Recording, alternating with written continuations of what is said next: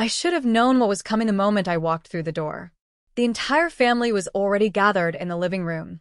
Mom, Dad, my sister Rachel and her husband Trevor, my brother Marcus with his fiancée. They all turned to look at me with that expression I'd seen 1,000 times before. The look that said I was late, unprepared, insufficient. "Nice of you to finally show up," Rachel said, not bothering to stand. "We've been waiting." I was actually 10 minutes early, but I didn't point that out. I'd learned years ago that facts didn't matter in this house. Only perception did. "Sorry," I said quietly, setting down the gifts I'd brought. I'd spent weeks finding thoughtful presents for everyone, including my 2 nephews. I noticed Rachel's eyes flick to the bags with what looked like disappointment, as if she'd hoped I'd show up empty-handed to prove whatever point she was trying to make. Dinner started normally enough. Dad carved the turkey. Mom fussed over the table settings. Marcus talked about his promotion at the tech firm where he worked. Rachel described the new kitchen renovation she and Trevor were planning. I listened, contributed when asked direct questions, and mostly tried to stay invisible. It was during dessert when Mom decided to strike. "Rachel was just telling us about the donation she made to the children's hospital," Mom said, her voice dripping with that particular tone of pride she reserved exclusively for my sister. $15,000. Can you imagine?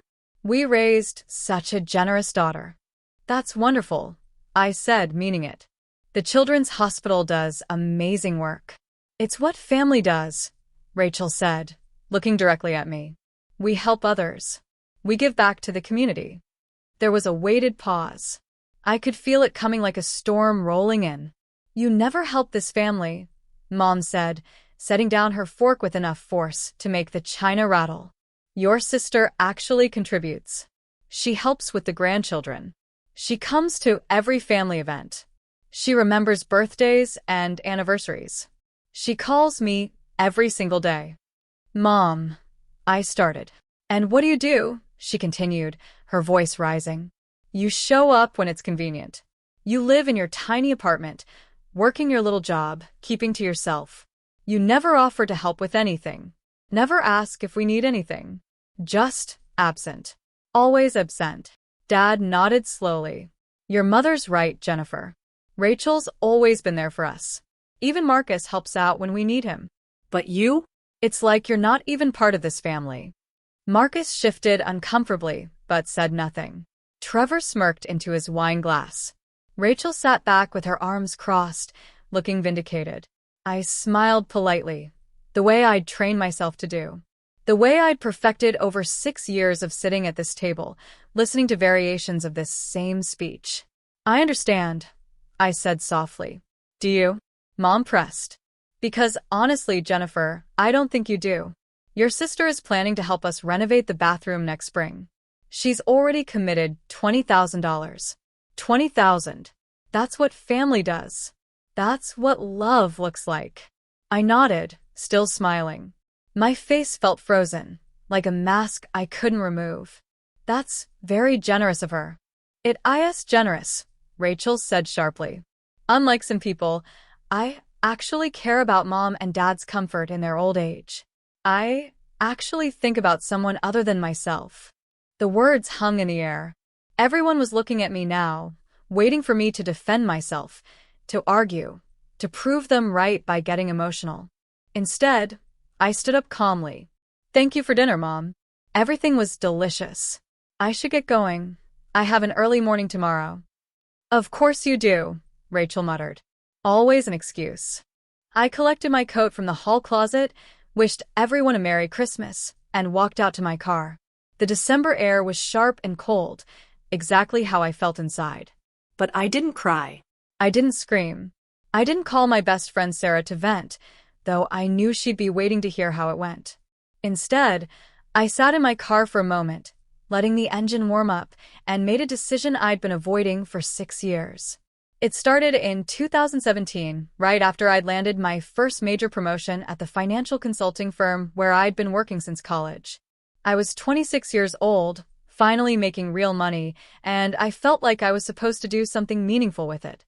That's when Dad called me. "Jennifer, honey, I need to talk to you about something," he'd said, his voice heavy with a kind of desperation I'd never heard before. Your mother doesn't know I'm calling. I don't want her to worry. My heart had clenched. What's wrong? Are you sick? No, nothing like that. It's just the mortgage. We refinanced a few years ago to help Marcus with his student loans, and the payments they're a lot higher than we anticipated. With your mother wanting to retire soon and my hours getting cut at the plant, we're struggling. I hate to ask, but he didn't have to finish. How much do you need? Just temporary help. Maybe a few months until we get back on our feet. The payment is $2,100 a month. If you could cover even half of that. I'll cover all of it, I'd said immediately. Don't worry about it, Dad. I'll set up an automatic transfer today. The relief in his voice had been palpable.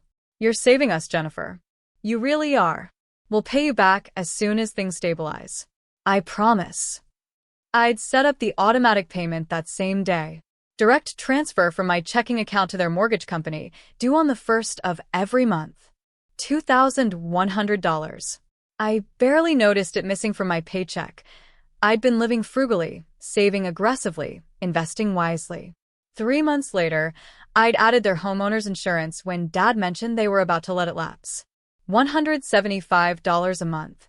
6 months after that, I'd quietly started covering their utilities when Mom complained at Thanksgiving about the electric bill.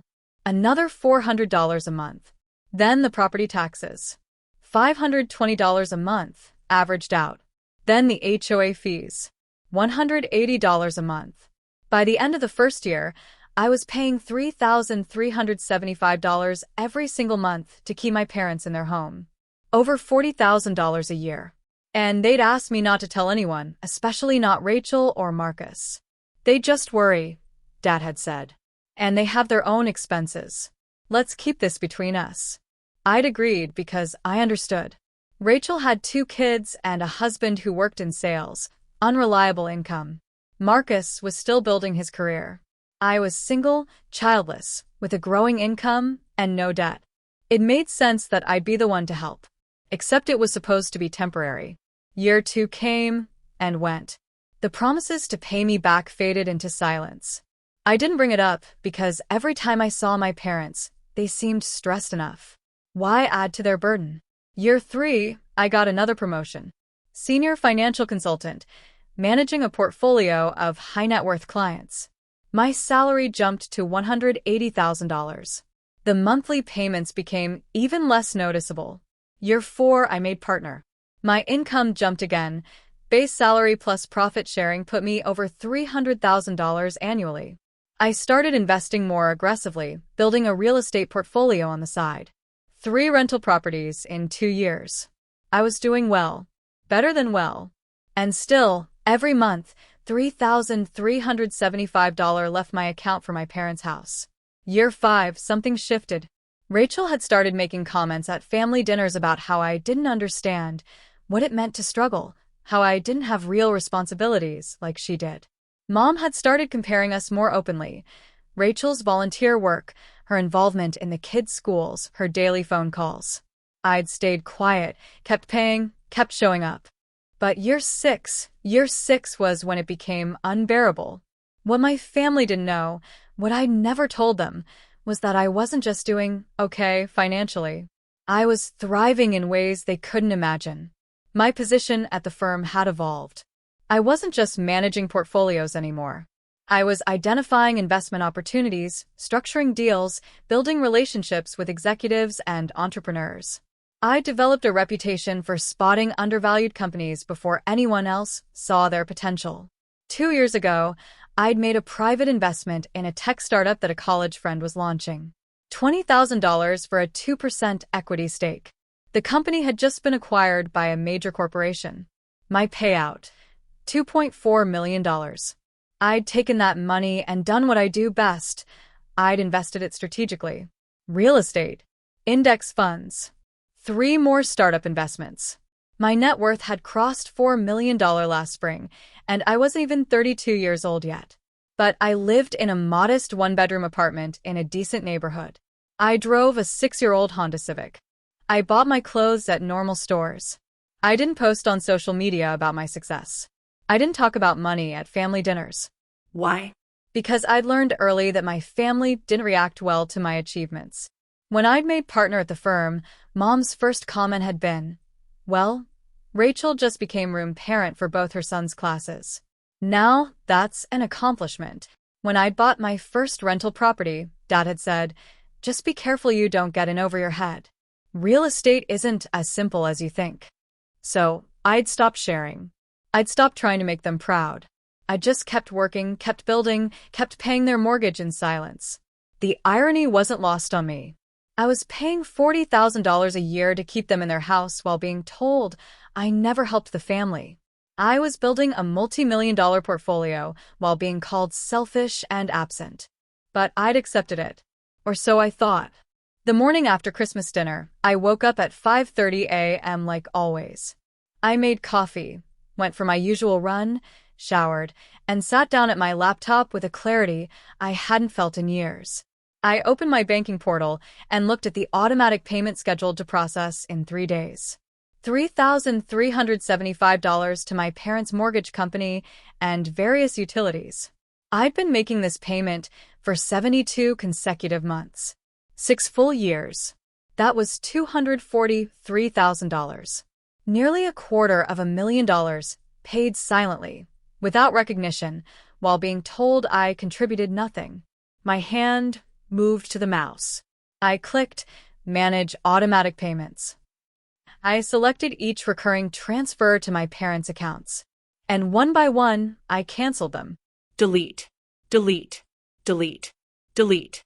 It took less than 2 minutes to undo 6 years of financial support. I sat back and stared at the screen. My heart was pounding, but not with guilt. With relief. With something that felt dangerously close to freedom. I wasn't angry. I wasn't trying to punish them. I was simply done. Done being invisible while keeping them afloat. Done being called selfish while being their silent lifeline. Done accepting scraps of respect while funding their entire existence. I picked up my phone and texted Sarah. I did it. I canceled everything. Her response was immediate. Finally. How do you feel? Free. I typed back. Terrified, but free. I didn't tell my parents. I didn't send an explanation. I just stopped. The same way you'd stop watering a plant that kept insisting it didn't need water. 48 hours later, my phone rang at 7 a.m. Mom's name flashed on the screen. I let it go to voicemail. She called again immediately. Then again. Then Dad called. Then Rachel. I was in a meeting with a client, so I silenced my phone and focused on work. By lunch, I had 17 missed calls and 12 text messages. Mom. Call me immediately, Dad. Jennifer, we need to talk right now, Rachel. What did you do? Mom is freaking out, Mom. The mortgage company called. They said the payment was rejected. Fix this now, Dad. This isn't funny. Call us back. I read through them all during my lunch break, sitting in my car with a salad I'd brought from home. My hands weren't shaking. My stomach wasn't churning. I just felt calm. I typed a single response to the family group chat. I can talk this evening. I'll call around 7. Rachel. This evening? Are you kidding? Mom. This is an emergency, Jennifer Marie Marcus. What's going on? I turned my phone to Do Not Disturb and went back to work. At 7 p.m. exactly, I called my parents' house. Dad answered on the first ring. What the hell is going on? He shouted, not bothering with pleasantries. The mortgage company says our payment was rejected. They're charging us a late fee. Your mother has been in tears all day. I could hear Mom crying in the background and Rachel's voice saying something sharp. I canceled the automatic payments, I said calmly. All of them. Silence. Then, you what? I canceled the automatic payments I've been making for the past 6 years. The mortgage, the insurance, the utilities, the property taxes, the HOA fees. All of it. You can't do that.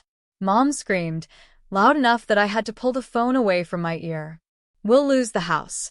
Then you'll need to make the payments yourself, I said. Like you've been telling everyone you've been doing all along. Jennifer, listen to me, Dad said, his voice shaking with rage. I don't know what kind of game you think you're playing, but this is not funny. You set up those payments. You can't just stop them without warning. I can, actually. It's my money. I'm allowed to choose how I spend it. Rachel grabbed the phone. I could hear the struggle. Are you out of your mind? She shrieked. Do you have any idea what you've done? Mom and Dad could lose their house. They could be homeless. Then maybe you should help them, I said quietly. You just donated $15,000 to the Children's Hospital, which is wonderful. Surely you can spare some for Mom and Dad's mortgage. That's completely different. That was a charitable donation. I can't just. Can't what? I can't actually contribute to the family you claim to care so much about. I heard her gasp. Then Mom took the phone back.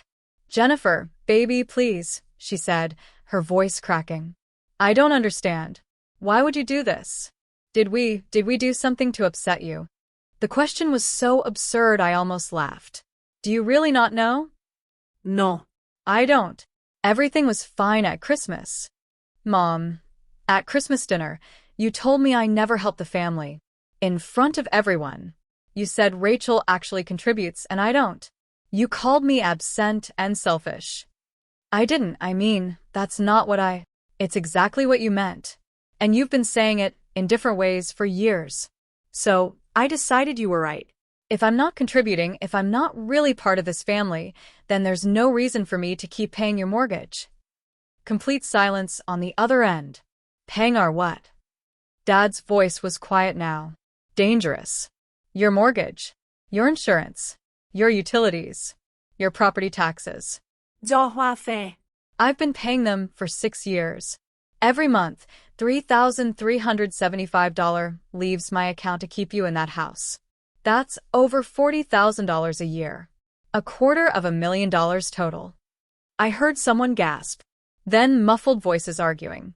That's not. You never. We didn't ask you to do all that. Mom said. Yes, you did. Dad called me in 2017. He said it was temporary just until you got back on your feet. He asked me not to tell Rachel or Marcus because they'd worry. So I paid, and I stayed quiet, and I waited for you to get back on your feet. 6 years later, I'm still waiting. You should have told us. Rachel shrieked in the background. I'm telling you now. Dad's voice was cold. So what? This is blackmail? You want us to what? Grovel? Apologize? We're your parents, Jennifer. Helping family isn't supposed to come with conditions. You're right, I said. It's not. Which is why I helped for 6 years without asking for anything in return. Not money. Not gratitude. Just basic respect. Basic acknowledgement that I'm part of this family too. But at Christmas, you made it very clear that I'm not. So now I'm acting like it. This is insane, Rachel yelled. You're going to let Mom and Dad lose their house over hurt feelings? I'm not letting them do anything. Their house, their responsibility. Just like you said, Rachel, family helps family. So help them. You have the means. You just donated $15,000 to charity. Marcus just got a promotion. Between the two of you, surely you can cover a $2,100 mortgage payment. More muffled arguing. Then Marcus's voice. Jennifer, this is crazy. We can't just suddenly come up with that kind of money every month. But I could. I asked. For 6 years. That's different. You don't have kids. You don't have a wife. You don't have expenses. I have expenses. I just prioritize differently. I've been prioritizing Mom and Dad. Now I'm prioritizing myself. You selfish bitch. Rachel screamed. I hung up. My phone immediately started ringing again. I declined the call and sent a text to the family group chat. I'm not discussing this further tonight. You have until the end of the month to figure out the mortgage payment. After that, it's between you and the bank. I blocked all their numbers for the next 24 hours, poured myself a glass of wine, and sat on my couch in my quiet apartment. I wasn't shaking. I wasn't crying. I just sat there, feeling lighter than I had in years. The next morning, I unblocked their numbers to find 47 text messages waiting for me. Most were from Rachel, ranging from furious to pleading to threatening. Marcus had sent several trying to be the reasonable one, asking me to think about what I was doing to the family. Mom's messages were incoherent, rambling apologies mixed with accusations, Bible verses about honoring parents, desperate pleas. Dad had sent only one message: "You're dead to me." I screenshot all of them and saved them to a folder on my laptop labeled evidence. Then I called my attorney. "I need you to do something for me," I told him. "I need a full accounting of every payment I've made to my parents over the past 6 years. Every bank transfer, every bill I've paid on their behalf, everything. I need it documented, official, and notarized." "Are you planning to sue them?" he asked. No. "I'm planning to protect myself when they try to sue me." He understood immediately. "I'll have it ready by end of week." Next, I called my financial advisor. "Remember how we talked about diversifying my real estate holdings?" I said, "I want to move forward. Aggressively. I also want to increase my investment in the Sharma Tech Fund and the Rodriguez Development Project. Let's put together a strategy for the next quarter." "May I ask what's changed?" she asked carefully. "I just freed up $40,000 a year in my budget," I said. "I'd like to put it to better use." The third call I made was to Sarah. "I need you to be honest with me," I said. "Am I being cruel?" "No," she said immediately. "You're being sane. Finally. They're going to lose the house." "Are they? Or are they going to figure out how to pay their own mortgage like millions of other Americans do every month?" Rachel called me a selfish bitch. "Rachel has been calling you that in 1,000 subtle ways for years. At least now she's being honest." I laughed, surprising myself. "When did I become the villain in this story?" "You didn't. You just stopped being their ATM. They don't know the difference." For days after I canceled the payments, I got a call from a number I didn't recognize. "Is this Jennifer Morrison?" "Yes, who's calling?" "My name is Detective Sarah Chun with the County Fraud Division.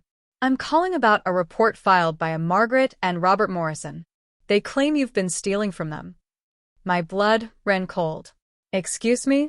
They've filed a police report stating that you've been accessing their bank accounts without permission and making unauthorized withdrawals. They're claiming approximately $250,000 in stolen funds over the past 6 years." I was so shocked I couldn't speak for a moment. "Ms. Morrison?" the detective prompted. That's the opposite of what happened. I finally managed. I've been giving them money, not taking it. Can you prove that?" Yes. "Absolutely. I can prove every single payment." Good. "I'm going to need you to come down to the station and make a statement. Can you do that today?" 2 hours later, I was sitting in an interview room with Detective Chun and my attorney, walking through 6 years of bank statements. "So you're saying you voluntarily paid their mortgage for 6 years without any written agreement?" Detective Chun asked. "Correct." "My father asked for help. I provided it. He asked me to keep it private from the rest of the family, so I did." "And they knew you were making these payments?" Yes. "My father called me every few months to thank me. My mother mentioned once or twice that she was grateful I was helping out. They knew." Detective Chun looked at the statements, then at my attorney's notarized accounting. "This is quite thorough." "My client is a financial consultant," my attorney said. "Documentation is her specialty." "And you stopped making payments on December 26th? Yes. After being told at Christmas dinner that I never help the family and don't contribute anything, I decided they were right. If I'm not contributing, there's no reason to continue the payments." Detective Chun made notes. "And they filed this report claiming you stole from them 2 days ago?" "Apparently." She sighed and closed her notebook. "Ms. Morrison, I'm going to be straight with you. This isn't theft. This is a family dispute over financial support. There's no crime here. So, I'm not being charged with anything?" No.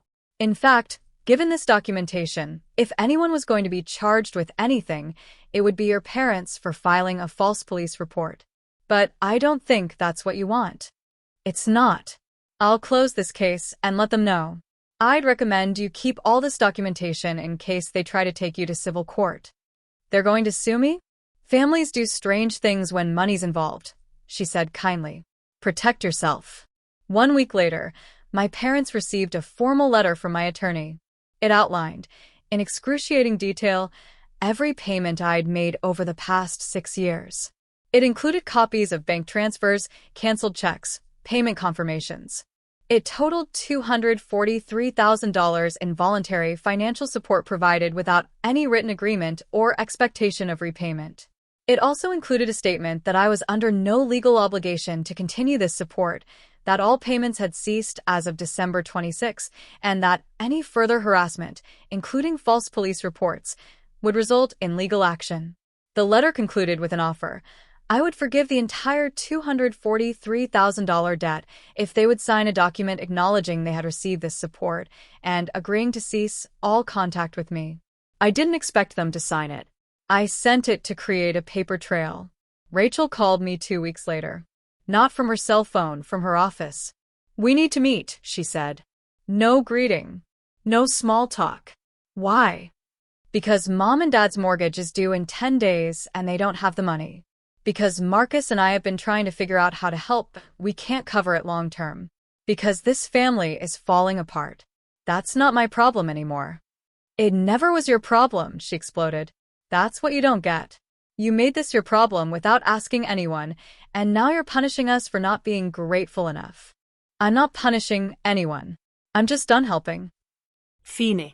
Then meet with us one time. Let us show you what you've done. Let us explain why this is so devastating. And if you still want to walk away after that, then fine. Walk away. I almost said no. But something in her voice, a crack in the usual confidence, made me pause. One meeting. Public place. This Saturday. Fine. We met at a coffee shop near my office. The whole family showed up. Mom, Dad, Rachel, Trevor, Marcus, even his fiancée, Stephanie. They looked awful. Mom had clearly been crying for days. Dad looked like he'd aged a decade. Rachel was tight-lipped and furious. Marcus just looked confused. I ordered a coffee and sat down across from them. "Talk," I said. Mom started crying immediately. Dad put his arm around her and spoke for both of them. "Jennifer, we owe you an apology. We didn't understand how much you'd been doing for us. We thought you were just helping with the mortgage for a few months, not everything. Not for years. I told you exactly what I was paying when I called," I said quietly. "You heard me." "We heard the words," Rachel interjected. "But we didn't believe it. We thought you were exaggerating to make us feel bad." Især det her. "Why would I lie about that?" "Because you wanted to make yourself look better," she said. "You wanted to swoop in and be the hero who saved them when really what, Rachel? When really you should have been helping them?" She fell silent. Marcus cleared his throat. "Look, we've been going through their finances, trying to figure out how they got into this situation. And we found some things." He slid a folder across the table. I opened it. Bank statements, credit card bills, loan documents. My blood turned to ice as I read. "Is this real?" I asked. "We had a forensic accountant verify it," Marcus said quietly. "Yes." According to the documents in front of me, my parents had been spending recklessly for years. Vacations charged to credit cards. A timeshare purchased on a whim. A loan taken out to buy Rachel a car 2 years ago. Another loan for Marcus's wedding expenses. They'd been living like they had money because I'd been covering their basic expenses. Every dollar I paid toward their mortgage and bills freed up their actual income to spend on luxuries. "They owe almost $180,000 in consumer debt," Marcus said. "Not including the mortgage." I looked at my parents. "You told me you were struggling. You said you needed help just to get by." "We were struggling," Dad insisted. "The mortgage payments were too high. Because you kept borrowing against the house to fund everyone else's lives," I said, my voice rising for the first time. "You refinanced to pay Marcus's student loans. You took out a HELOC to buy Rachel's car. You've been using the equity in your house like a piggy bank while I paid the actual mortgage." "We're your parents," Mom sobbed. "We raised you. We sacrificed for you. It's not wrong to expect help from your children." Help. I stood up. "I gave you $250,000. I gave it silently, without conditions, without asking for anything back. And in return, you called me selfish. You told me I never contribute. You filed a false police report accusing me of theft. The coffee shop had gone quiet. Everyone was staring. I didn't care. You want to know the truth? I said, my voice shaking now. I could have kept paying. I could have covered your mortgage for the rest of your lives and barely noticed the money missing. I'm not some struggling single woman barely getting by. I'm a partner at one of the top financial consulting firms in the state. I have a portfolio worth over $4 million. I could have bought your house outright and not even blinked. Their faces went pale. But I won't. Not because I can't afford it. Because you don't deserve it. Because the moment I showed you actual documentation of what I'd been paying, instead of thanking me, you accused me of lying. Because when I stopped funding your lifestyle, you tried to have me arrested. Because you've spent 6 years taking my money while telling everyone I'm the selfish one. I grabbed my bag. You wanted a family meeting? Fine. Here's what I have to say. The debt between us is settled. I've forgiven the $243,000 you owe me. I won't sue you for the credit cards you opened in my name. Yes, Marcus, I saw those documents too. But in return, you leave me alone. No more calls. No more guilt trips. No more family dinners where I'm the disappointment. Jennifer, please. Mom reached for me. I stepped back. Sign the document my lawyer sent. Acknowledge what I gave you. And let me go. I walked out of the coffee shop and didn't look back. They signed the document 3 days later. In it, they acknowledged receiving $243,000 in financial support from me over 6 years. They agreed to cease all contact unless I initiated it first. They withdrew the police report and apologized in writing for filing it. In return, I forgave the debt and agreed not to pursue charges for the credit cards they'd fraudulently opened using my information. It wasn't forgiveness. It was a transaction. But it was closure. Sarah threw me a freedom party that weekend. Just the two of us, expensive wine, and takeout from my favorite restaurant. How do you feel? She asked. Lighter, I said. Sad. But lighter. Are you going to reconcile eventually? I thought about it. Maybe. If they actually change. If they actually see me as a person instead of a resource. But I'm not holding my breath. Good, she said. You deserve better. She was right. I did. 6 months after that final coffee shop meeting, I got a text from an unknown number. Yeah. This is Marcus. I got a new phone. I wanted you to know that Mom and Dad sold the house. They're moving into a smaller condo that they can actually afford on their retirement income. Rachel and I are splitting the cost of helping them with the down payment. I also wanted to say I'm sorry. For not seeing what was happening. For not standing up for you. For letting them treat you that way. I don't expect you to forgive me or want a relationship. I just wanted you to know that I finally understand what you did for them. And I'm sorry it cost you so much. I stared at the message for a long time. Then I typed back. Thank you for saying that. I hope the new place works out for them. He responded immediately. Would you want to get coffee sometime? Just us. No parents. No drama. Just brother and sister. I smiled. Maybe. Let me think about it. Take all the time you need. I haven't responded yet. Maybe I will. Maybe I won't. But for the first time in 6 years, the choice is entirely mine. And that's worth more than $243,000 could ever buy.